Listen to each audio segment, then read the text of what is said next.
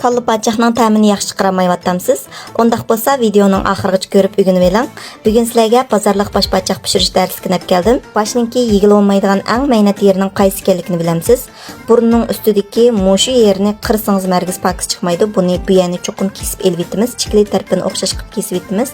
Quloqning tuvida nayt yo'g'an bazba, bu yana kesib elvitimiz. Quloqning odatda ichida tuklar bor.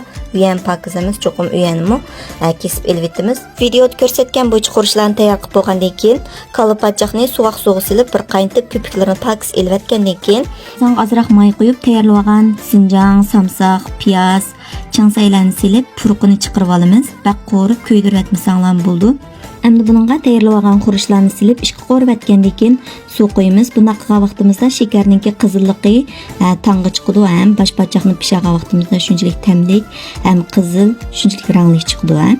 Yaxshi mazmunlardan vaqtida xabardor bo'laydisangiz boshpatga to'p qo'shilib oling. Faoliyatimiz davomlashyotdi. Cho'ng taqsili qo'rma, har xil taom, pishiruq, ichimlik, murabba, saychilash, bozorliq so'g'uq say darsimizni 10 qo'yib faoliyat qildik.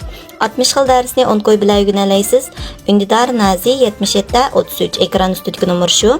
Buni 1 soatdan 1,5 soatgacha qaynatamiz. Qaynatgan vaqtimizda tuz, lavjudni ozroq qo'yib etamiz. Yaxshi ko'rsanglar vijin-jijin silib bozorga chiqib satsanglar bo'ldi. Ta'mi kep ketmaydi. Qani siz metib sinab beqing.